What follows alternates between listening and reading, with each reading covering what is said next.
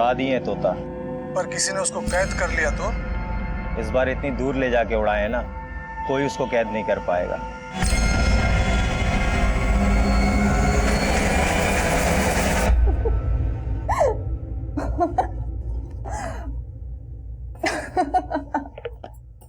क्या हुआ दीदी, आप इतना हंस क्यों रही हो?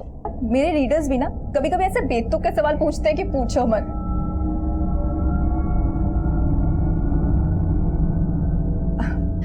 अच्छा नताशा सुन ना, मेरी ड्रॉयर के पास कुछ बुक्स पड़ी हुई, लेके आना। हाँ दीदी।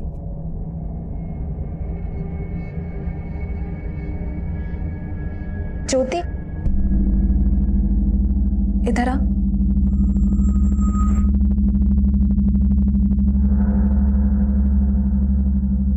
ये बता, तूने मेरी सलाह पे गौर किया कि नहीं? दीदी सोचा तो था, पर मेरा ऐसा करने से ना संतोष को बहुत बुरा लगेगा। उसको बुरा ना लगे इसके लिए तू क्या अपनी जिंदगी बर्बाद कर लेगी?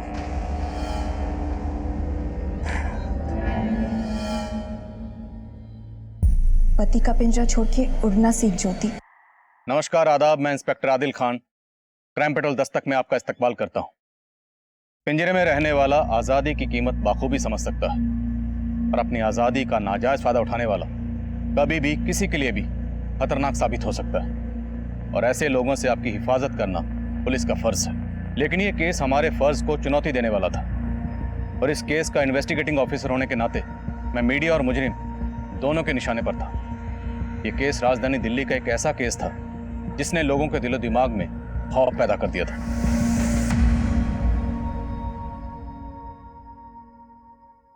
ज्योति, अरे सब लगाया नहीं अभी तक? बस आप लड़के वाले आ जाएंगे तभी करेगी क्या?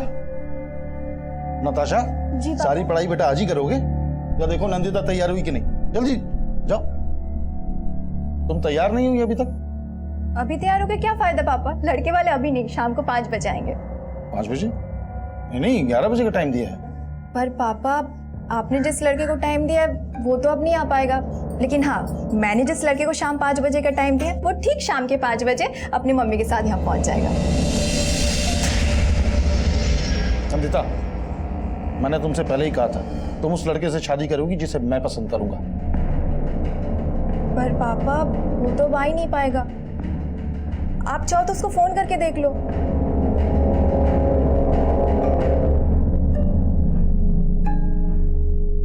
The number you have called is currently switched off. Please try again later. Thank you.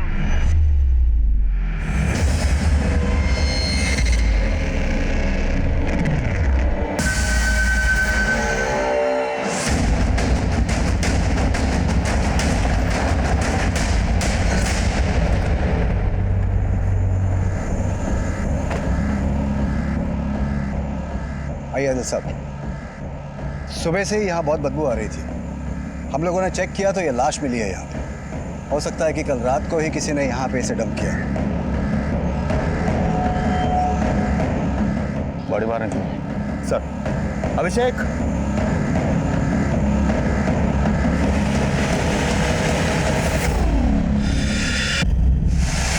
Sir लाश का सिर्फ गला ही नहीं काटा गया, इसका प्राइवेट पार्ट भी काटा गया और बॉडी पर जगह जगह चोटों का निशान है। बुरी तरह टॉर्चर किया गया, लेकिन कोई बॉडी को यहाँ इस जेल के बाहर यहाँ लाकर डंप करने का रिस्क क्यों उठाएगा? सर हो सकता है ये बॉडी नाले में बहकर यहाँ आई हो। नाले में इतना पानी नहीं लग रहा कि बॉडी यहाँ बहकर आ जाए। इसके हाथ पे क्या डिजाइन देखो तो।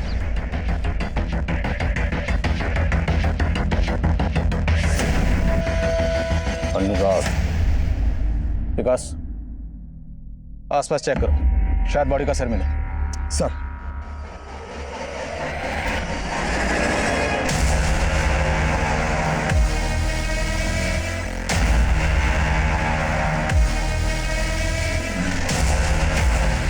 जेलर साहब, ये लाश कहीं आपके जेल से कनेक्टेड तो नहीं? I mean, आपके कैदियों का आपस में झगड़ा हुआ और ये बॉडी उन्हीं में से किसी एक की हो? ऐसी बात कर रहे हैं पादिल साहब, ये लाश हमारी जेल से बिल्कुल कनेक्टेड नहीं है। अगर ये लाश आपकी जेल से कनेक्टेड नहीं है तो कोई लाश को आपकी जेल के बाहर फेंक कर इतना बड़ा रिस्क क्यों उठाएगा? ये बात तो हमें भी समझ में नहीं आ रही है, लेकिन लाश मिलने के बाद से हमने सीसीटीवी की सारी फुटेज खंगाली है, मगर कुछ भी सस्पिशियस नहीं मिला है। हाँ, लाश जिस डायरेक्शन में मिली है वो सीसीटीवी के रेंज से बाहर है।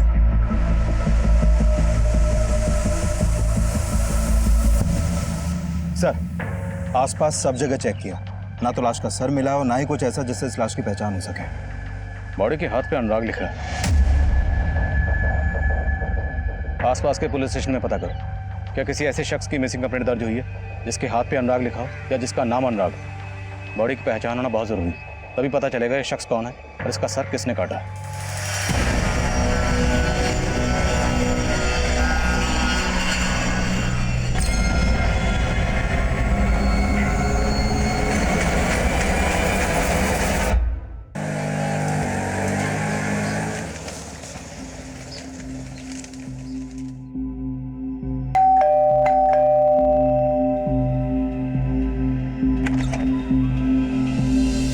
नमस्ते। नमस्ते आंटी। पापा, ये राघव और इसकी मम्मी। आइए ना अंदर आंटी। आओ।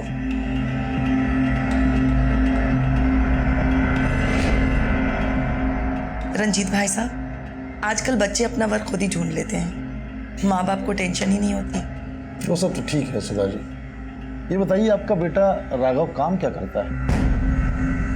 वो पापा, राघव अभी जॉब ढूंढ रहा है। ओह, जॉब ढूंढ रहा है। तो आपका घर तो आपका खुद का है ना? नहीं भाई साहब, हम किराए पे रहते हैं। काम करता नहीं है तो किराया और घर का खर्चा? जी, मैं वो जॉब। कहीं चोरी तो नहीं करता आपका बेटा? पापा, आप राघव के ऐसे इंसल्ट नहीं कर सकते। तो ऐसे लड़के से तुम्हारी शादी भी नहीं कर सकता जो कमाता ना हो। शादी के बाद तुम कमाओगी और बैठ के खाएंगे ये लोग। ये पसंद है तुम्हारी? मेरी पसंद बहुत अच्छी है पापा, और मैंने डिसाइड कर लिया कि मैं शादी सिर्फ राघव से ही करूंगी।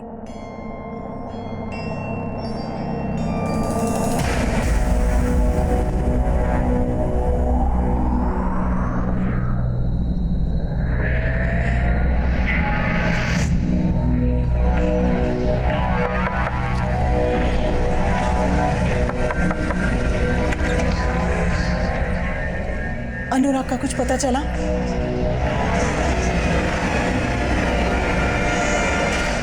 सर, ये उस लड़के की पोस्टमार्टम रिपोर्ट है जिसकी लाश हमें जेल के बाहर मिली थी। सर, इस रिपोर्ट के मुताबिक इस लड़के की उम्र 20 से 24 साल के आसपास की होगी और उसकी मौत आज से करीब 7 दिन पहले हो चुकी थी। इसकी गर्दन को झटके से नहीं बल्कि किसी धारदार चीज से धीरे धीरे काटा गया और जब खून ज्यादा बह गया तो इसकी मौत हो गई और इसके मरने के बाद इसकी गर्दन को पूरी तरह धड़ से अलग कर दिया गया। आइडेंटिफिकेशन की क्लिक? नहीं सर, अभी तक तो नहीं। 7 दिन पहले बंदा मारा गया, कोई मिसिंग कंप्लेंट नहीं लिखवाई गई। विकास, कहीं ऐसा तो नहीं कि इस बंदे की मिसिंग कंप्लेंट जानबूझ के नहीं लिखवाई गई? दिल्ली एनसीआर में अपने खबरी एक्टिव करो, पता करो क्या कोई ऐसा बंदा मिसिंग है जिसकी कलाई पर अनुराग गुदा हुआ था।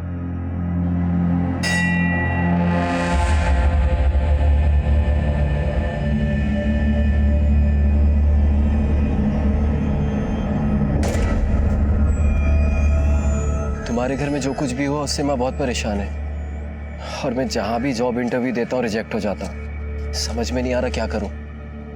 तुम जॉब की टेंशन मत लो राघव, जब तक तुम्हें जॉब नहीं मिलती मैं हूं ना।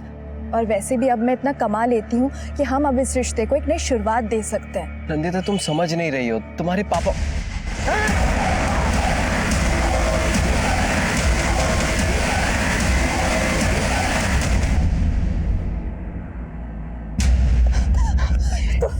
तुम ठीक हो ना? मैं ठीक हूँ। पता चला कौन था वो? पता नहीं, पर मैं जानती हूँ किस लिए भेजा होगा। लेकिन अभी मुझे फोन मत करना दोबारा। उसी आदमी से बात कर रहे थे ना पापा, जिसको आपने राघव को मारने की सुपारी दी है। क्या बकवास कर रही है तुम? वही बोल रही हूँ जो सच है। बताओ, किसको भेजा था मारने के लिए? वरना सच में मैं पुलिस स्टेशन जाके आपके खिलाफ एफआईआर लिखवा दूंगी। दिमाग खराब है तुम्हारा? पहले उस लड़के से शादी करने के लिए उस पर हमला करवाया, फिर अपने बाप को पुलिस की धमकी दे रही ताकि मैं रास्ते से हट जाऊं। पापा वाह, अपना क्या छिपाने के लिए अब आप मुझे ही ब्लेम कर रहे हैं। नंदिता, इस केस का एक ऐसा चेहरा था जो हमारा ध्यान अपनी ओर खींचने वाला था। जो हमला नंदिता और राघव पर हुआ था उसे तब पुलिस स्टेशन में फाइल ही नहीं किया गया था। जेल के बाहर मिली सरकटी लाश की तहकीकात में हमें कोई कामयाबी नहीं मिल रही थी और उस लाश की शिनाख्त पता करने के लिए हम आसपास के गली मोहल्लों में सब जगह जाकर डोर टू डोर पूछताछ कर रहे थे। इस टैटू के बारे में कुछ कह नहीं सकते, लेकिन हाँ, इस मोहल्ले में एक अनुराग नाम का लड़का रहता था, पर काफी दिनों से वो दिखाई नहीं दिया। कहाँ रहता है अनुराग?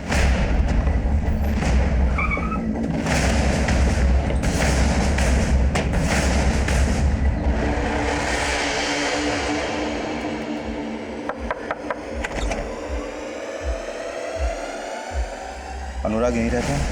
हाँ साहब, वो यही रहता है, वो मेरा बेटा है। और आप अभी कहाँ है वो? सर वो तो घर पे नहीं है। हमें पता चला है कि कई दिनों से वो घर नहीं आया है। कहीं कुछ छुपा तो नहीं रहा? साहब, अनुराग मेरा बेटा है, बहुत दिनों से घर नहीं आया वो।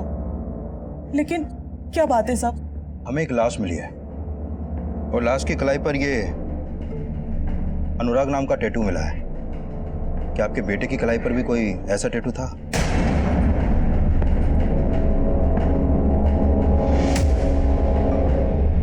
अनुराग, अनुराग।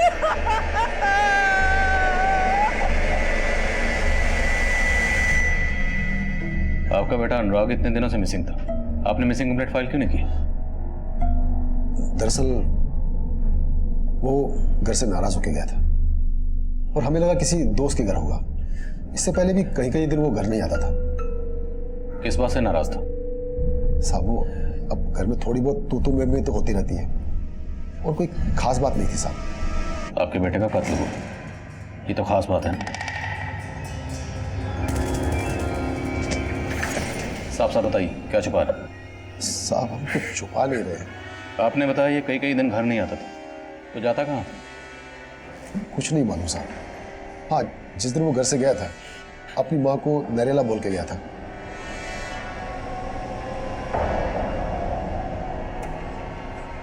अनुराग, हाँ मम्मी। कहाँ जा रहा है? मम्मी मैं नरेला जा रहा हूँ। नरेला क्या करने जा रहा है? वहाँ पे नौकरी की बात चल रही है ना, इसलिए जा रहा हूँ। अच्छा, मुझे आने में थोड़ा देर हो जाएगी, आता हूँ फिर मैं। नरेला में नौकरी की बात कहाँ चल रही थी? साहब हमें कुछ नहीं मालूम है, वो कुछ बताता ही नहीं था। वो किससे मिलता है, वो क्या करता है।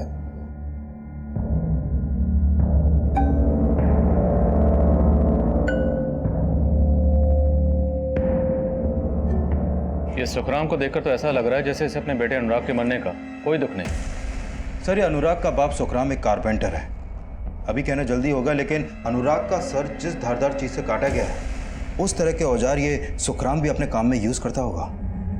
लेकिन अनुराग की बॉडी को जेल के बाहर डंप किया गया, और जेल के बाहर बॉडी को डंप करने का रिस्क तो बेखौफ मुजरिम उठा सकता है। इनके आस पड़ोस में पता करो कि बाप बेटे का रिश्ता कैसा था, और अनुराग के कॉल रिकॉर्ड्स में पता करो कि उसमें कोई नरेला का नंबर है या नहीं। Okay sir. नंदिता, तुम्हें वाकई में लगता है कि तुम्हारे पापा मेरी जान लेने की कोशिश करेंगे? वो ऐसे ही है, जब तक मम्मी जिंदा थी वो उनको परेशान करते थे और अब मेरे पीछे पड़ गए। जब मैंने उन्हें ब्लेम किया तो जानबूझ के मीठा बनने की कोशिश कर रहे।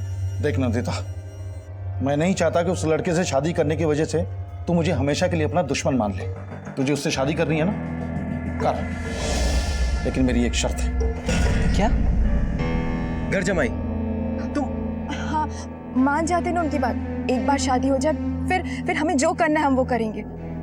देखो नंदिता, मैं जानता हूँ तुम मुझे खोना नहीं चाहती, लेकिन तुम्हारे पापा की शर्त से मेरी माँ को बहुत प्रॉब्लम होगी। कोई प्रॉब्लम नहीं होगी राघव, तुम उनको समझाओ और अगले ट्यूसडे को अपनी माँ को लेके आ जाओ और ये रिश्ता पक्का कर दो।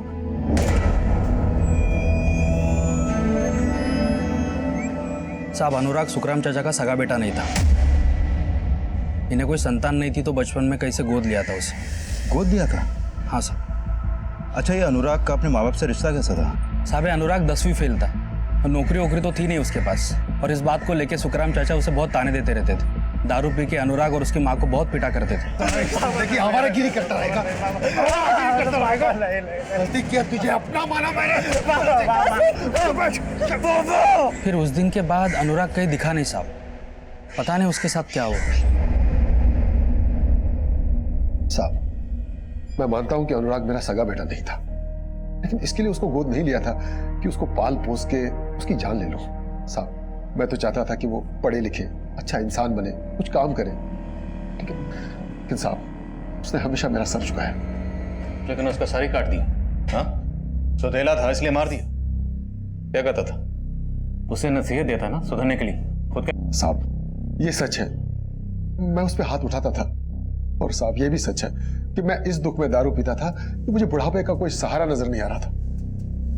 लेकिन साहब मैंने उसे नहीं मारा, मैंने उसे नहीं मारा साहब। माना अनुराग के पापा बहुत सख्त है, लेकिन वो अपने बेटे को नहीं मार सकते।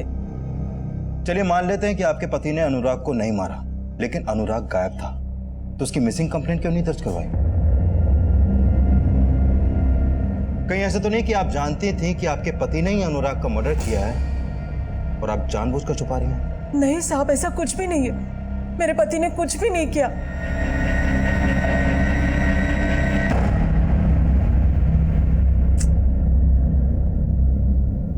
क्या हुआ? पता नहीं, राघव का फोन नहीं लग रहा है। तुमने राघव और उसकी माँ को इस मंगलवार को बुलाया था कि अगले मंगलवार को?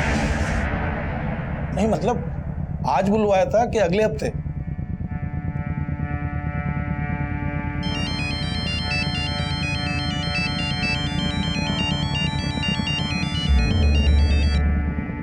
हेलो हेलो आंटी, आप और राघव आज आने वाले थे ना, क्या वो अभी तक आए नहीं?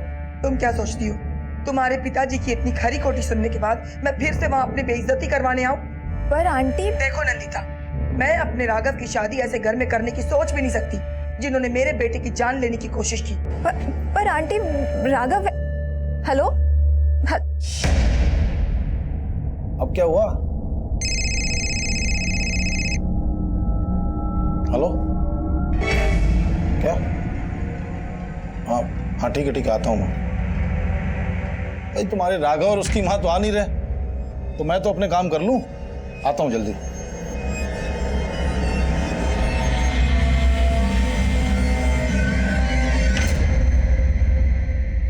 सर हमने सुखराम के घर में छानबीन की, वहां कुछ सस्पिशियस तो नहीं मिला। ये सुखराम का एक लकड़ी काटने वाला कटर मिला है। इसे फॉरेंसिक के लिए भिजवाओ और अनुराग के कत्ल वाले दिन सुखराम की एक्टिविटी चेक करो। सर सर, ये अनुराग के कॉल रिकॉर्ड्स। सर अनुराग का फोन 16 सितंबर को नरेला में ही बंद हो गया था। सर इसके कॉल रिकॉर्ड में नरेला के एक पीसीओ का नंबर मिला है और अनुराग को लास्ट कॉल उसी पीसीओ से की गई थी। उड़ा दिए तोता। सर हमने उस पीसीओ के आसपास भी पता लगवाया लेकिन कुछ मिला नहीं। सर इसके अलावा इसके कॉल रिकॉर्ड में एक परी नाम की लड़की का भी नंबर मिला है। ये उसका फोटो सर, ये फोटो में मोबाइल नेटवर्क सर्विस प्रोवाइडर से मिला है। सर परी का फोन नंबर वेस्ट बंगाल के एड्रेस पर रजिस्टर्ड है, लेकिन इसका फोन कई दिनों से बंद है। लेकिन सर परी और अनुराग के बीच में काफी कॉल्स होते थे। अफेयर का एंगल भी हो सकता है। अफेयर का एंगल?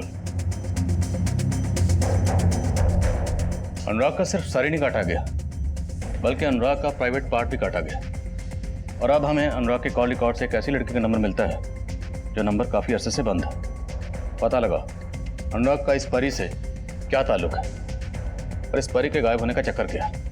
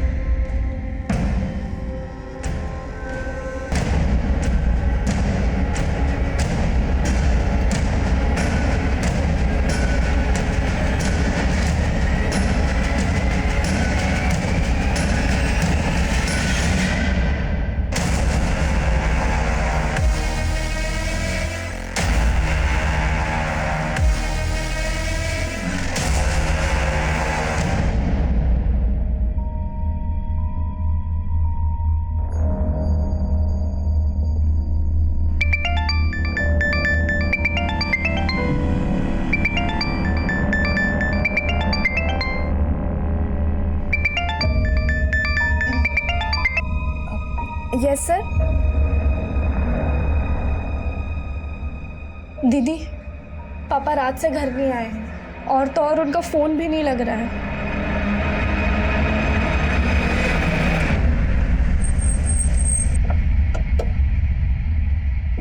केस के पास लेकर आओ।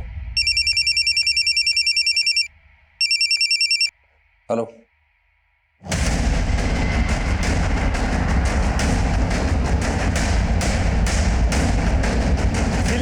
लाशें 2 हफ्ते के अंदर जेल के बाहर मिली है और इस लाश का भी पहली लाश की तरह सर गायब है।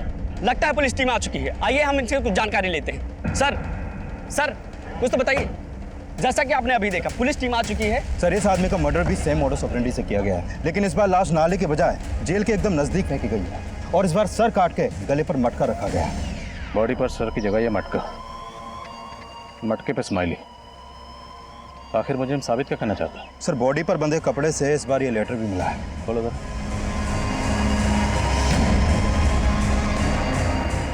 नपुंसक पुलिस वालों को एक और नपुंसक लाश का तोहफा।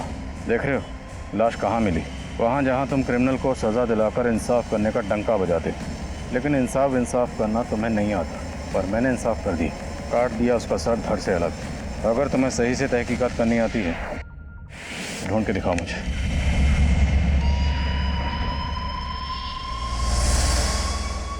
जेलर साहब, आपकी जेल के बाहर एक के बाद एक 2 लाशें फेंकी गई हैं। आखिर चक्कर क्या है? चक्कर क्या है ये तो आपको पता करना है आदिल साहब। जवाबदेही आपकी बनती है जेलर साहब। लाशें आपकी जेल के बाहर मिल रही हैं, मतलब साफ है जो भी ये लाशें फेंक रहा है उसे पता है कि लाशें फेंक कर आराम से यहाँ से जा सकते हैं। उसे आपकी सिक्योरिटी या स्टाफ की कोई परवाह नहीं। आप हमें ब्लेम कर रहे हैं? सर, हम अपना काम कर रहे हैं। आपने अभी कहा यहाँ पर लाशें कौन फेंक रहा है ये पता लगाना हमारा काम है और हम वो पता लगा कर रहेंगे।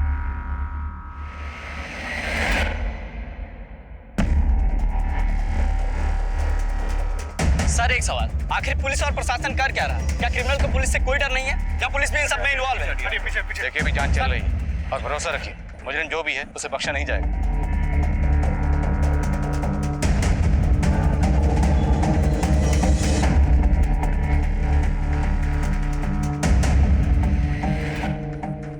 क्या रे परी, तू तो बिल्कुल अपने नाम के जैसे नखरे कर रही है। मुझे तो उससे कोई बात नहीं करनी है, तू जा यहाँ से। ए, जा किधर? अरे चल, मैं तुझे साथ लेने आया हूँ। आइंदा अगर मुझे हाथ लगाया या मेरा रास्ता रोकने की कोशिश की ना, काट के रख दूंगी तुझे, समझा? ए, तूने मुझे क्या नल्ला समझ के रखा है क्या कि तू काट के रख देगी और मैं देखता रहूंगा? 2 दिन का टाइम देता हूँ, वापस आ जा वरना उठा के ले जाऊंगा, समझी?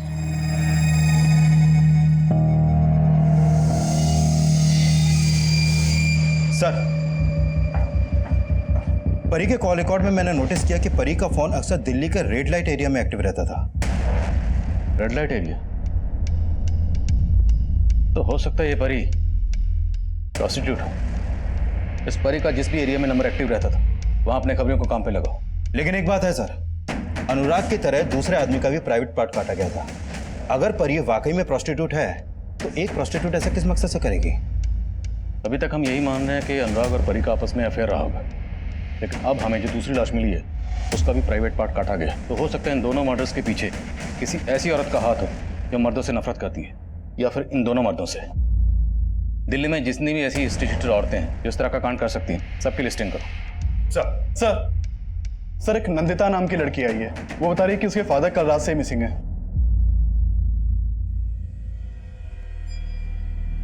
आपके फादर रंजीत कल कहाँ गए थे? सर, उन्होंने कुछ बताया नहीं था। उन्हें कॉल आया और फिर उसके बाद वो चले गए थे। हेलो, क्या? हाँ ठीक है आता हूँ। सर, मुझे कुछ समझ नहीं आ रहा कि वो कहाँ गए। मैंने उनके ऑफिस, अपने रिलेटिव्स, हर जगह पता किया लेकिन कहीं कुछ पता नहीं चल रहा है। देखिए, कल शाम को हमें एक सरकटी लाश मिली है। लाश? घबराइए नहीं, हो सकता है लाश किसी और की। आप एक बार देख लीजिए। अभिषेक, बॉडी की शिनाख्त करो। सर, आप जाइए इनके साथ।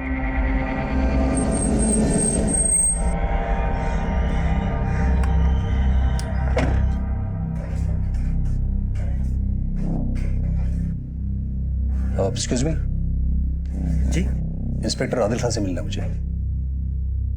सर, मैं यूपी पुलिस में हूँ, गाजियाबाद पुलिस स्टेशन में सब इंस्पेक्टर हूँ। सर, मुझे आज सुबह एक नंबर से कॉल आया था, उसी बारे में मैं आपसे बात करना चाहता हूँ। बोलिए। हेलो। अरे मेरे नौनियाल, क्या कर रहे बे? कौन बोल रहे? मेरा नाम सुनेगा तो तेरी टोपी खिसक जाएगी। जेल के बाद तेरे लिए एक तोहफा छोड़ा है, पिछली बार की तरह। जाके देख ले और बना ले अपना हैप्पी वाला बर्थडे। और लास्ट तो हमें यहाँ दिल्ली में मिली, तो किसी ने आपको वहां गाजियाबाद में कॉल क्यों किया? सर एक्चुअली ये मुझे भी बहुत अजीब सा लग रहा है सर। पर सर 15 दिन पहले भी मुझे ऐसे ही फ़ोन आया था। मैंने गाजियाबाद जेल के बाहर जाके चेक भी किया मगर ऐसा कुछ मिला नहीं। जिला कोई सरफिरा होगा, मैंने इग्नोर कर दिया। इग्नोर कर दिया? जी सर। आपको तो पता होगा ना कि 15 दिन पहले भी हमें एक लाश मिली थी। सर एक्चुअली मुझे तब इस केस के बारे में पता नहीं था और फिर मैं छुट्टियों पे भी चला गया था सर। किस नंबर से कॉल आया था? सर इस नंबर से आया। मैंने पता किया था, ये नरेला के किसी पीसीओ का नंबर है सर। नरेला का पीसी? 15 दिन पहले जो हमें अनुराग की लाश मिली थी उसका फ़ोन भी नरेला में ही बंद हुआ था और उसे भी नरेला के एक पीसी से फ़ोन आया था ना? हाँ सर। नंबर चेक करो।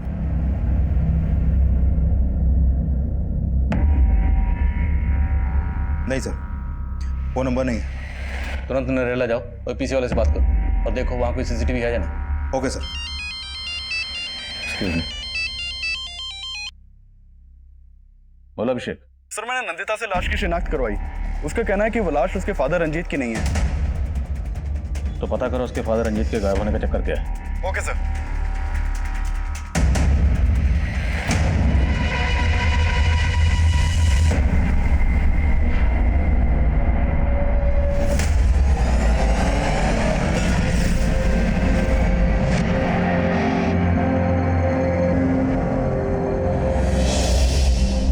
नंदिता प्लीज मुझे अवॉइड करना बंद करो। अवॉइड तो तुम कर रहे थे मुझे। कल रात से तुमने अपना फोन बंद कर रखा है। तो क्या करता मैं अपनी माँ को समझा नहीं पा रहा हूँ। मुझे समझ में नहीं आ रहा मैं तुम्हें कैसे फेस करूँ। पर अभी मेरा मूड नहीं है तुमसे बात करने का, प्लीज। नंदिता देखो, ये जो प्रॉब्लम है ये मेरे और मेरी मम्मी की वजह से नहीं है, ये तुम्हारे पापा की वजह से है। मेरे पापा को कोसना बंद करो। कोसती तो तुम भी हो ने। हाँ, लेकिन वो वक्त अलग था। कल रात से उनका कोई पता नहीं लग रहा है। पता नहीं कहाँ है, कैसे। क्या?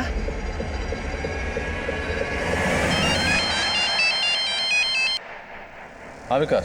सर नरेला के इस पीसीओ के आसपास कोई भी सीसीटीवी नहीं है और कोई ऐसा क्लू भी नहीं मिला जिससे पता चले कि वो आदमी कौन था जिसने निहाल सिंह को कॉल किया था। देखो इस निहाल सिंह के फ़ोन में नरेला का पीसीओ का नंबर ज़रूर है और हो सकता है निहाल सिंह को छुपा रहा। लेकिन सर ऐसा क्या छुपा सकता है? देखो बंदे ने खुद कहा कि ऐसा ही कॉल उसे तकरीबन 15 दिन पहले भी आया था। अब वो हमारे पास नहीं आया। दोबारा कॉल आया तब भी चुप बैठा रहा, लेकिन टीवी में न्यूज़ देखने के बाद फौरन चला आया। कहीं इस निहाल सिंह का और जेलर साहब का आपस में कोई कनेक्शन तो नहीं? क्योंकि जेलर साहब को इतना अंदाजा तो हो गया होगा कि हम उन पर नज़र रखे हुए हैं। तो क्या जेलर साहब ने इस निहाल सिंह को हमारा ध्यान भटकाने के लिए हमारे पास भेजा? मीडिया लगातार हम पर प्रेशर बढ़ा रही थी, इसलिए हम इस केस की चौतरफा तफ्तीश में जुटे हुए थे। जेलर अतुल मिश्रा और गाजियाबाद के सब इंस्पेक्टर निहाल सिंह की सांठगांठ के अलावा हम अनुराग की नरेला जाने की वजह भी पता कर रहे थे। और वहीं दूसरी तरफ हमारी टीम हाल ही में सामने आए रंजीत मिसिंग केस की तहकीकात भी कर रही थी। रंजीत मिसिंग केस कई गहरे राज खोलने वाला था और परी के गायब होने का राज पता करने के लिए हमारे खबरी उस रेड लाइट एरिया को स्कैन कर रहे थे जहाँ परी का फ़ोन अक्सर एक्टिव रहता था। ये परी इसी एरिया की है। एक हीरू नाम का दलाल है, ये उसके लिए काम करती थी। ये हीरू मिलेगा कहाँ?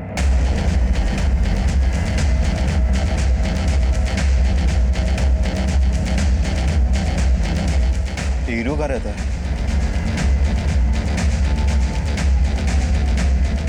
साहब आप इधर कैसे?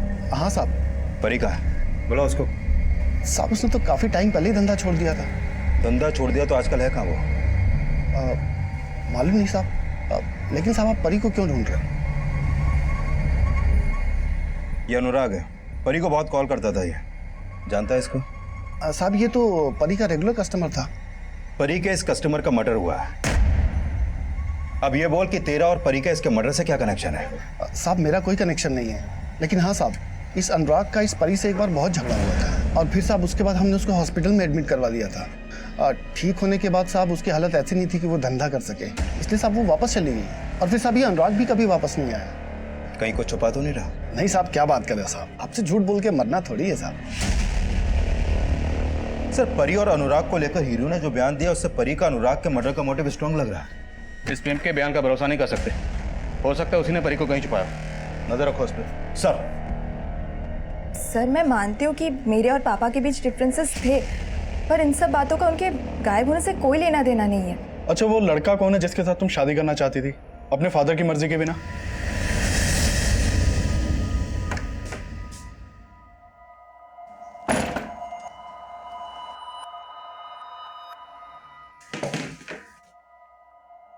कहाँ गया था? जॉब इंटरव्यू के लिए गया था माँ। जॉब इंटरव्यू के लिए गया था या उस नंदिता से मिलने गया था? आपको अचानक से नंदिता से इतनी प्रॉब्लम क्यों हो गई है? उसके पापा ने आपका अपमान किया था, वो तो हमेशा आपकी इज्जत करती है। उस लड़की के तेवर मैंने उस दिन ही पढ़ लिए थे। अगर तू उससे शादी करेगा ना तो वो तुझे भी दबा के रखेगी और मुझे भी। उसके पिताजी तो बहुत ही अभिमानी इंसान हैं। जानता हूं, और वैसे भी वो तो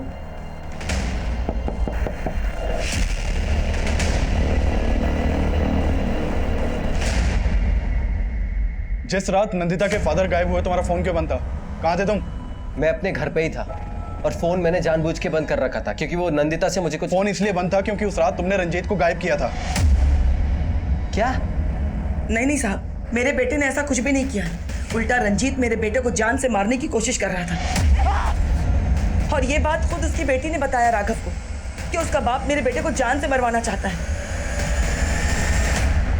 अगर रंजीत ने वाकई राघव को मरवाने की कोशिश की थी तो राघव का या राघव और नंदिता का, दोनों का रंजीत को गायब करने के पीछे कोई स्ट्रॉन्ग मोटिव होना चाहिए। सर, मैंने रंजीत के कॉल रिकॉर्ड्स भी चेक किए।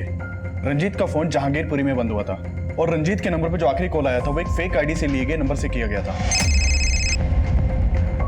हेलो?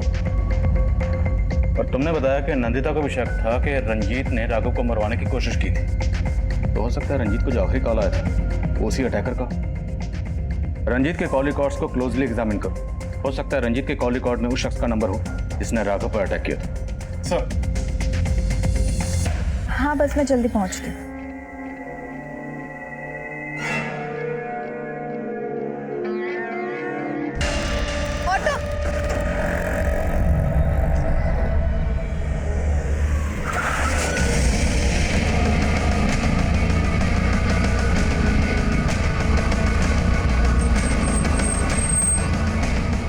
सर, जिस दिन अनुराग का मर्डर हुआ था इस आदमी ने उसे यहाँ देखा था। क्या देखा था? सर, वो आदमी समाधान नाम की मैगजीन खरीदा करता था और उस दिन भी वही मैगजीन खरीदी थी उसे। फिर उसको एक कॉल आया। सर, उसके एक हाथ में पिंजरा था और वो फोन पर किसी को बोल रहा था कि तोता उड़ा दिया है। कुछ अजीब ही बातें कर रहा था सर वो। तोता उड़ा दिया? ये क्या चक्कर है? तोता और पिंजरा, इसका अनुराग के कत्ल से क्या कनेक्शन हो सकता है? सर, कनेक्शन तो मुझे भी समझ में नहीं आ रहा है, लेकिन उस बुक स्टॉल वाले की बात से ये तो साफ है कि अनुराग का नरेला में कहीं आना जाना था, लेकिन वो नरेला में जाता कहाँ था फिलहाल इसका कुछ पता नहीं चल पा रहा है। और इस दूसरे आदमी की पहचान की भी अभी तक कोई लीड नहीं मिली है सर। इसकी पोस्टमार्टम रिपोर्ट आ गई है। इसका कत्ल भी ठीक वैसे ही किया गया जैसे अनुराग का किया गया। जेलर और निहाल सिंह की क्या खबर? सर, इस जेलर का निहाल सिंह से तो कोई कनेक्शन नहीं दिख रहा, लेकिन इस निहाल सिंह का सर्विस रिकॉर्ड जानने लायक है सर। यूपी के क्रिमिनल्स इसके नाम से ही कांपते हैं। कस्टडी में बहुत बुरी तरह पीटता है वो क्रिमिनल्स को। तो सर, हो सकता है कि उसका ही चोट खाया हुआ कोई क्रिमिनल जेल के बाहर लाश फेंक कर उसे चैलेंज कर रहा हो। इस निहाल सिंह से फिर से मिलना पड़ेगा। हाजिर करो सर।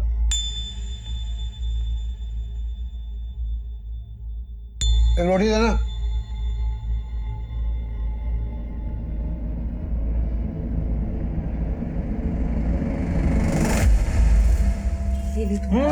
बहुत हो गया। हाँ हाँ, खिला खिला के बैल बनाती जा। आता वाता तो कुछ है नहीं इसको।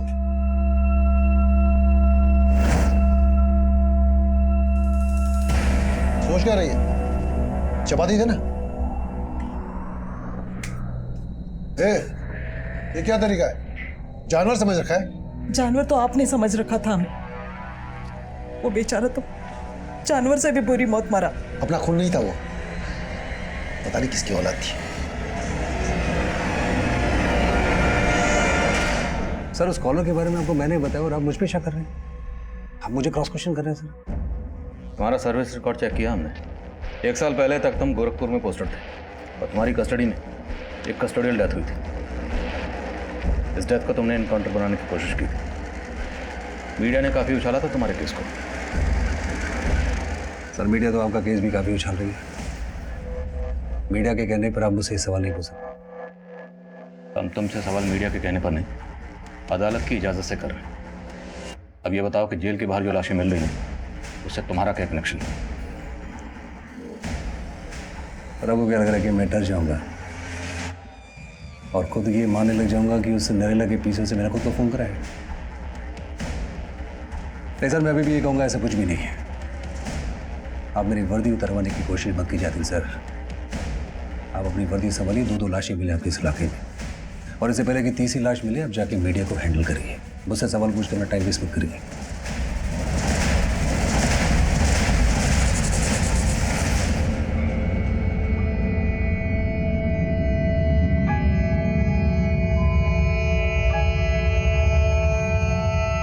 सर हमने हीरो का फोन सर्विलेंस पे डाल रखा था। अभी थोड़ी देर पहले इसके नंबर पे खानपुर के एक पीसीओ से कॉल आया था। सर मैंने नोटिस किया कि हमारे हीरो से मिलने से पहले उसका खानपुर में काफी आना जाना था, लेकिन जब से हम इससे मिले हैं ये खानपुर कभी नहीं गया। तो इस बार कॉल आया खानपुर के पीछे से। हो सकता है परी खानपुर में कहीं छिपी हो। अपनी टीम को फैला दो वहां और परी को ढूंढ निकालो। सर मैंने रंजीत के कॉल रिकॉर्ड्स दोबारा से स्टडी किए। सर रंजीत के कॉल रिकॉर्ड में परी का नंबर मिला है और 1 महीने पहले तक रंजीत परी के साथ टच में था। रंजीत परी के टच में था? परी की तरह रंजीत भी गायब है। जेल के बाहर हमें जो लाशें मिल रही हैं, रंजीत का पक्का इनसे कोई कनेक्शन है? सर इन दोनों केसेस में और एक कनेक्शन है। सर अनुराग समाधान नाम की ट्यूसडे वीकली मैगजीन पढ़ता था और रंजीत की बेटी नंदिता वो भी समाधान मैगजीन के लिए ही काम करती है। Tuesday weekly. पोस्टमार्टम रिपोर्ट के हिसाब से अनुराग का कत्ल हुआ 16 सितंबर को और उस दिन था ट्यूसडे। और फिर 14 दिन बाद 30 सितंबर को जिस दूसरे शख्स का कत्ल हुआ उस दिन भी ट्यूसडे ही था और रंजीत भी ट्यूसडे को ही गायब हुआ था। पूछताछ में पता चला था कि नंदिता हर ट्यूसडे को मंदिर जाती है और जिस दिन राघव के ऊपर हमला हुआ था उस दिन भी ट्यूसडे था। ये ट्यूसडे का कनेक्शन महज इत्तेफाक नहीं हो सकता। उठाओ नंदिता को। सर। राघव, मुझे लगता है अब हमें वेट नहीं करना चाहिए, हमें पुलिस को इन्फॉर्म कर देना चाहिए। ठीक है, तुम घबराओ मत, मैं घर आता हूँ फिर साथ में पुलिस स्टेशन चलते हैं। ठीक है, 1 मिनट कोई आया है, मैं तुम्हें फोन करती हूँ।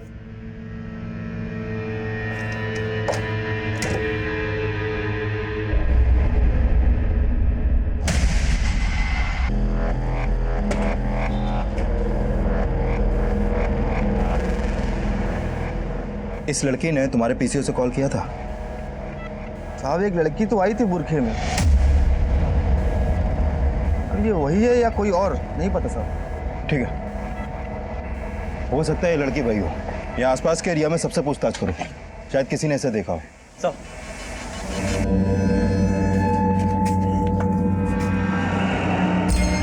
लो खा लो।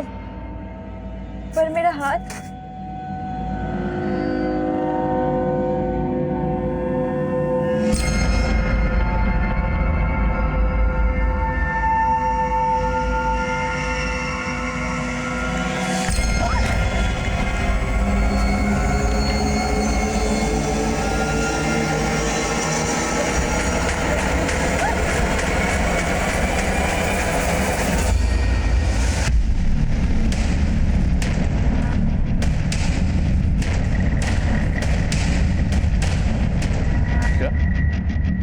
नंदिता भी गायब है? हाँ सर, मैंने उसकी बहन नताशा से अनुराग और परी दोनों के बारे में पूछताछ की, लेकिन वो इन दोनों को नहीं जानती। लेकिन इस परी से रंजीत टच में था, तो क्या पता नंदिता परी और अनुराग दोनों को जानती है।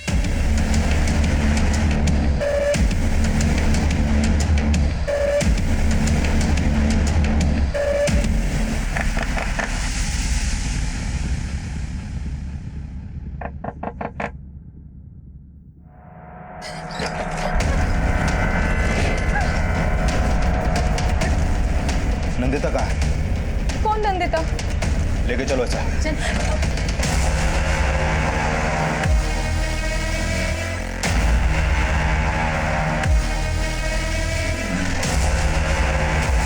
सब कौन नंदिता? मैं किसी नंदिता को नहीं जानती।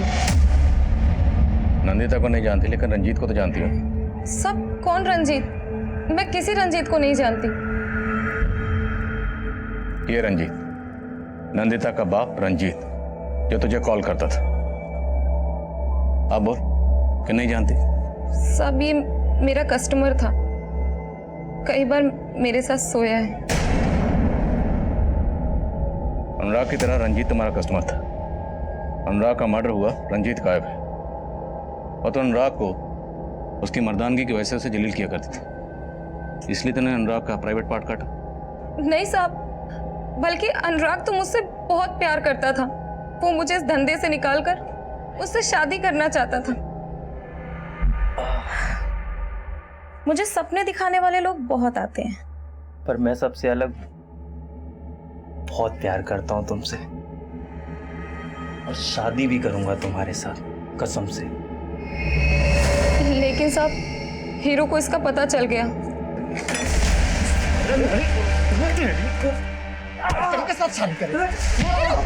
जब मुझे होश आया तो मैं हॉस्पिटल में थी।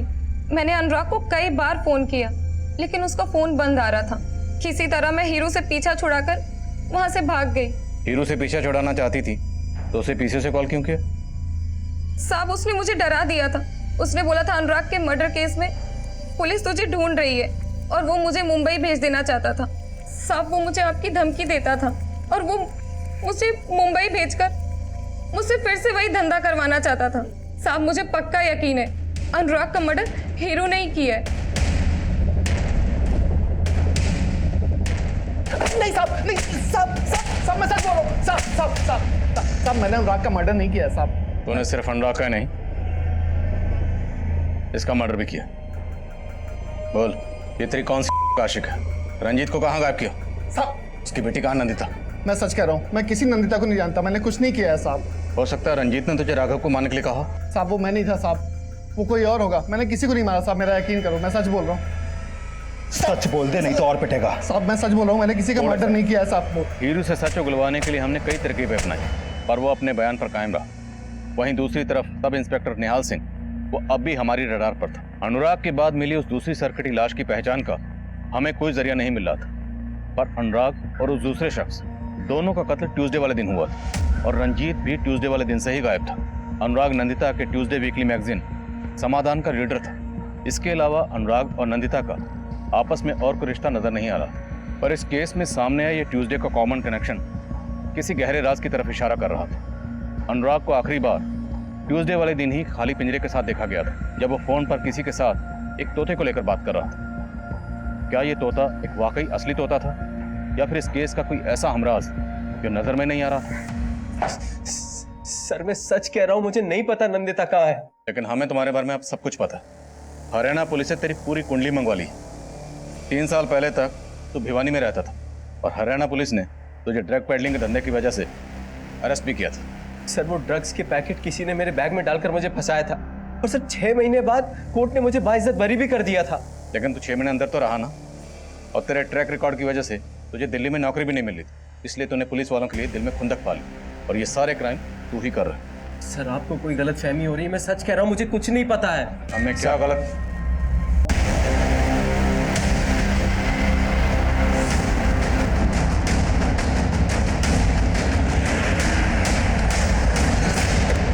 सर इस तरफ।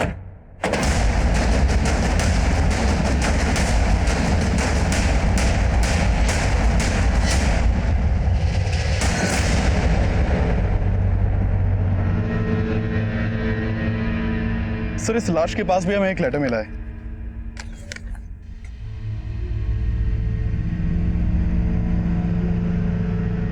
वही सब लिखा जो उस लेटर में लिखा था।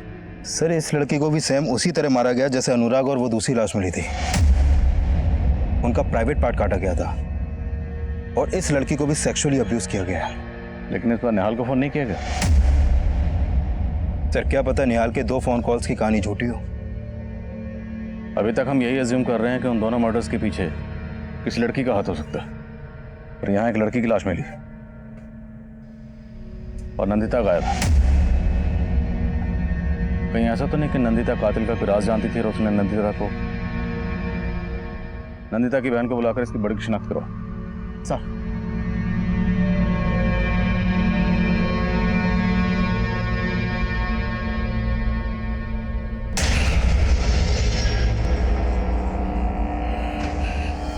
नहीं सर, ये मेरी बहन नहीं है सर। दरवाजा अच्छे से बंद कर लो।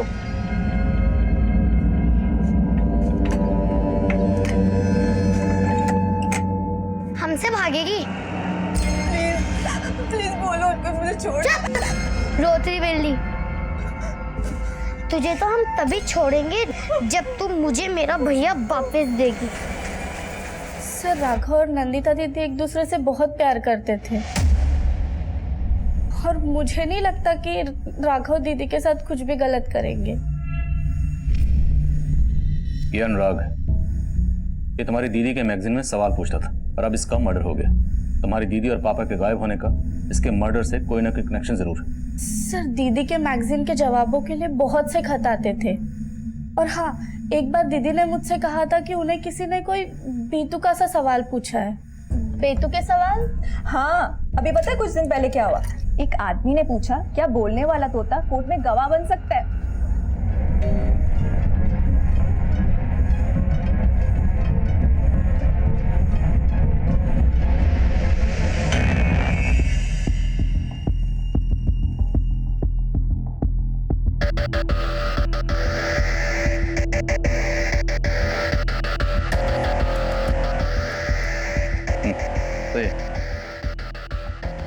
सर, अनुराग के मर्डर से एक हफ्ते पहले एक विनय नाम के आदमी ने समाधान मैगजीन में एक सवाल पूछा था कि तोता कोर्ट में गवाह बन सकता है। सवाल का लेटर पोस्ट किया था, वहां से कोई लीड नहीं मिला और इसका एड्रेस भी फेक है। अनुराग भी फोन पर आखिरी बार किसी तोते की बात कर रहा है और जिसने सवाल पूछा विनय, लगता है उसे किसी तोते की गवाही का डर है। और सवाल यह है कि ये तोता असली है या कहानी कुछ और। कुछ पल्ले नहीं पड़ रहा सर। एक के बाद एक इस तरह से पुलिस को चैलेंज करने वाला कोई क्रिमिनल भला किसी भी तोते से क्यों डरेगा? सर, मुझे तो ये सवाल भेजने वाला कोई साइको ही लग रहा है। हो सकता है साइको वही हो जो हमें चैलेंज कर रहा है। हेलो। एक के बाद एक हमें 4 कटे हुए सर मिले थे और मीडिया ने इस केस की रिपोर्टिंग में तूफान मचा रखा था। हम बहुत प्रेशर में थे और सबसे बड़ा प्रेशर था अनुराग के अलावा बाकी बची विक्टिम्स की पहचान पता करना। हमें जल्दी एक धड़ और मिला। हमने रंजीत की बेटी नताशा से उस बॉडी की शिनाख्त करवाई। वो बॉडी रंजीत की थी, पर रंजीत और अनुराग के अलावा एक मेल और एक फीमेल का कत्ल हुआ था और दूसरी तरफ नंदिता अभी भी गायब थी और काफी कोशिशों के बावजूद हमें नंदिता का कोई सुराग नहीं मिला था। और तब हमें यही लग रहा था कि शायद क्रिमिनल का अगला टारगेट नंदिता हो। सर, ये दूसरी लाश जो जेल के बाहर मिली थी, इसकी शिनाख्त हो गई है। इसका नाम मुकेश है सर। नेटिव प्लेस बिहार का है, लेकिन दिल्ली में इंद्रलोक में अकेला रहता था और टैक्सी चलाता था। सर, इस मुकेश की बीवी बिहार में रहती है। कई दिनों से उसका पति से कोई कांटेक्ट नहीं हो पा रहा था, इसलिए उसने बिहार पुलिस में इसकी मिसिंग कंप्लेंट दर्ज करवाई और फिर इंद्रलोक पुलिस ने भी इसकी इंक्वायरी की थी, लेकिन उन्हें कुछ मिला नहीं और फिर अभी इसकी बीवी ने इसकी शिनाख्त की है। ये रंजीत, अनुराग और अब ये मुकेश, ये सब के सब कत्ल ट्यूसडे को हुए। इन सब में ये ट्यूसडे कनेक्शन कॉमन है और एक कनेक्शन कॉमन है, ये सब लोग बिहार के रहने वाले, ये सब बिहार से दिल्ली आए थे। आप कहना चाहते हैं वो साइको किलर दिल्ली में रहने वाले बिहार के लोगों को ही ट्यूसडे वाले दिन मार रहा है? ये काम पक्का किसी साइको किलर का ही है, और ऐसा साइको किलर जो बिहार के लोगों से नफरत करता है। इसलिए हो सकता है उसका अगला टारगेट नंदिता हो, क्योंकि नंदिता भी बिहार की रहने वाली है।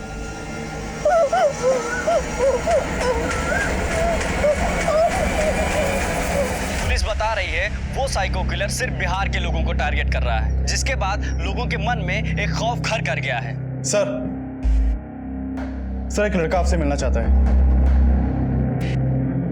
सर, हमारा नाम आदित्य है, हम बिहार से हैं। सर, कुछ दिन पहले हम बिहार से अपनी गर्लफ्रेंड सुनिधि के साथ दिल्ली आए थे। सर, हम शादी करना चाहते थे, लेकिन एक दिन हम दोनों साथ थे तो क्या हो रहा है यहाँ? कुछ नहीं साहब। कुछ नहीं? क्या कर रहे हैं यहाँ? सर हम दोस्त है। सर दोस्त है? सर, वो पुलिस वाला हमको मारा, हम भाग गए और उस सुनिधि के लेके चला गया। सर, फिर कुछ दिन के बाद पता चला उस एरिया में आपको एक सिरकटी लाश मिली है, वो सुनिधि थी साहब। लेकिन ये सरकटी लाश तो हमें 8 दिन पहले मिली थी और तुम आज आ रहे हो। सर, हम डर गए थे क्योंकि हम और सुनिधि बिहार से भाग के आए थे। अब सुना कोई हम बिहार वालों को टारगेट कर रहा है, हम हिम्मत करके आपके पास आए। इस तस्वीर को ध्यान से देखो, क्या ये वही पुलिस वाला? नहीं सर, वो ये नहीं था, कोई और था। पक्का? हाँ साहब, ये वो नहीं था। सर, जिस दिन रंजीत का मर्डर हुआ था वो जहांगीरपुरी के सीसीटीवी में कैप्चर हुआ था, फुटेज इसमें।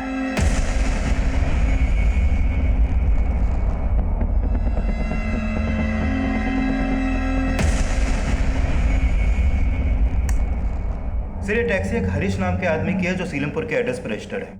नहीं साहब, नहीं, मैंने किसी को नहीं मारा साहब, मैंने कुछ नहीं किया साहब, मैंने कुछ नहीं किया, सच बोल रहा हूँ साहब, मैंने कुछ नहीं किया। 30 सितंबर को तुमने इस आदमी को अपनी टैक्सी में बिठाया था। इस आदमी का मर्डर हो चुका है, सिर्फ इसका ही नहीं और भी कई मर्डर हुए, और वो सब मंगलवार को। मंगलवार को साहब? लेकिन मैं तो मंगलवार को टैक्सी चलाता नहीं हूँ साहब, मंगलवार को मैं छुट्टी करता हूँ। मंगलवार को मेरी टैक्सी राम कुमार चलाता है। राम कुमार?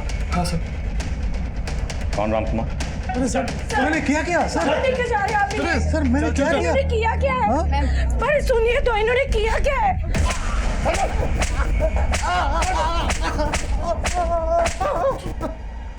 सर बहुत तोड़ा, लेकिन एक ही बात बार बार बोल रहा है। साहब, मैंने कुछ नहीं किया। उस रोज उस आदमी को दीपाली चौक के बहुत छोड़ दिया था। लेकिन जब तक सच नहीं बोलेगा ना, हम तुझे छोड़ने वाले नहीं। मीटर डाउन रखो।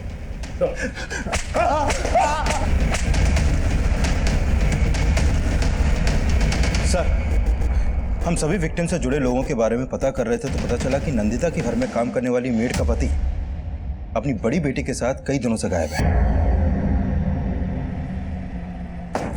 बोलो, कहाँ तुम्हारा पति? साहब, हमारा आदमी उसके गांव बहादुरगढ़ गया है, पर उसने क्या किया हमें कुछ भी नहीं पता साहब, सच्ची।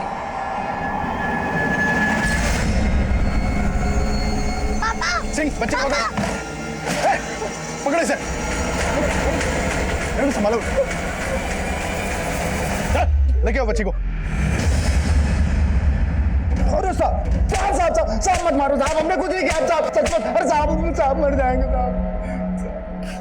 देख, सच बोलेगा ना तो बच जाएगा। बोल। साहब, मैंने कुछ नहीं किया साहब, मैंने तो सिर्फ नंदिता को उठाया था साहब, क्योंकि उसने मेरी बीबी को बांझ बना दिया साहब।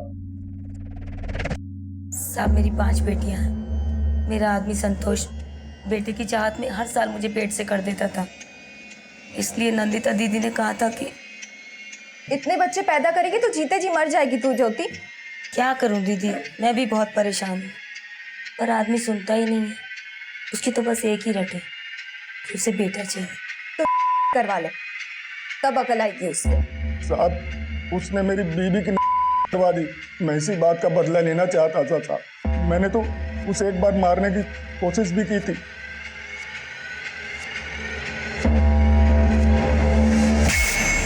पर साहब, उस लड़के ने उसे बचा लिया।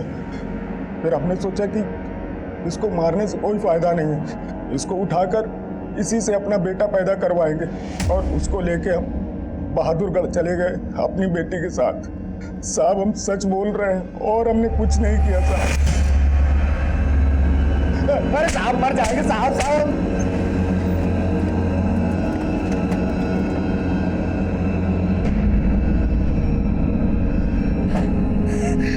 दीदी,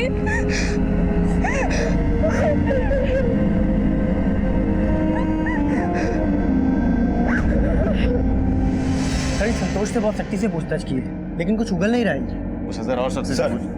मैंने इस राम कुमार का बैकग्राउंड चेक किया। 2 साल पहले ये राम कुमार चोरी के इल्जाम में जेल भी जा चुका है। दर्द हो रहा है? अब सच बोलेगा? नहीं बोलेगा ना तो खड़ा होने के लायक नहीं रहेगा। तुम्हारे बारे में सब पता चल गया। 2 साल पहले तुम चोरी के इल्जाम में अंदर हुए थे, और अब ये सारे चोरी नहीं की हम चोरी। हमने सबको मारा, लेकिन हमने चोरी नहीं की। पुलिस वालों ने जबरदस्ती चोरी के इल्जाम में फंसाकर हमको बहुत मारे। अनुराग, रंजीत, मुकेश और सुनिधि, इन सब ने तुम्हारा क्या बिगाड़ा था? उन्हें क्यों मारा? वो सब गलत थे, और गलत लोग हमें बर्दाश्त नहीं होते। मंगलवार को तुमने एक के बाद एक मासूम लोगों का कत्ल किया, वो गलत नहीं था? मंगलवार हम कोई गलत काम नहीं करते हैं, लेकिन उस मंगलवार को हमने उस कमीने अनुराग को कैद कर लिया। तो अनुराग को जानता था? हाँ, वो टैक्सी चलाना चाहता था, हम उसकी मदद करना चाहते थे। उस रोज हम उससे मिलने उसके घर गए थे। और हमने देखा वो निकम्मा अपने भगवान समान बाप को मार रहा था। गलत किया था, उसको तो सजा मिलना ही था। अनुराग मंगलवार को एक खाली पिंजरे के साथ देखा गया था। वो किसी तोते के उड़ाने की बात कर रहा था। वो सब क्या था? वो तोता हमारा तोता था। हाँ, उड़ा दिए तोता। उड़ा दिया और किसी ने उसको कैद कर लिया तो? इसलिए तूने नंदिता के मैगजीन में वो तोते वाला सवाल पूछा था। तेरे जैसे मुजरिम को तोते की गवाही का क्या डर था? कोई डर नहीं है साहब। अनुराग को सजाए मौत देके पहला न्याय करने वाले थे, इसलिए हर कदम फूक फूक के रख रहे थे। उस मंगलवार को पिंजरे से तोता आजाद करके खाली पिंजरे में अनुराग को कैद कर लिया। अनुराग को मारने के बाद तुझे जोश आ गई। तेरी हिम्मत इतनी बढ़ गई कि तूने मुकेश की लाश के पास वो खत छोड़ा। अच्छा चमकाया ना सर, पर वो साला मुकेश हमको चमका रहा था, हमारे साथ टैक्सी चलाता था और उस मंगलवार को हमारे साथ बैठ के मांस खा रहा था। छी, अबे साले, मंगलवार के दिन मांस खा रहा है? अरे मैं इन चीजों को नहीं मानता।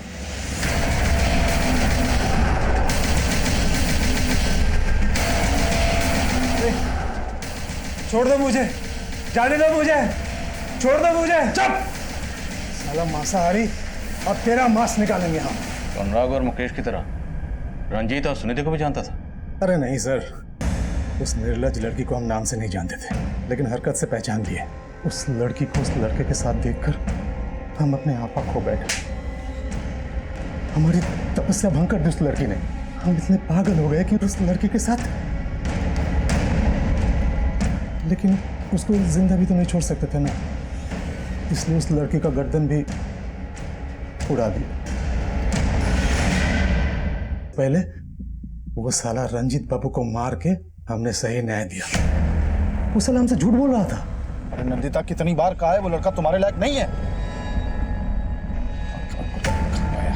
अरे भाई साहब, क्या प्रॉब्लम है? अरे मेरी प्रॉब्लम है ना, तू गाड़ी चला, तेरे को क्या लेना देना? हम तो सबके मददगार हैं। बताइए तो सही, शायद हम आपके कोनो काम आ जाए। सर, वो रंजीत ने बोला कि राघव नाम का एक लड़का उसकी बेटी के पीछे पड़ा है। हमने बोल दिया कि हम राघव से उसकी बेटी का पीछा छुड़वा देंगे। फिर एक दिन राघव को जानने हम पहुंच गए। हमने देखा वो तो सच्चे प्रेमी थे। हम भाग गए। वो सारा रंजीत हमसे झूठ बोला। उसको तो सजा मिलना ही है। उसको टैक्सी में बिठा के अपना बूचड़ खाना में ले गए। वहां भी बर्बर कर रहा था। तो पुलिस की वर्दी क्यों पहनता था? हम न्याय करते थे, इसलिए न्याय की वर्दी पहनते थे।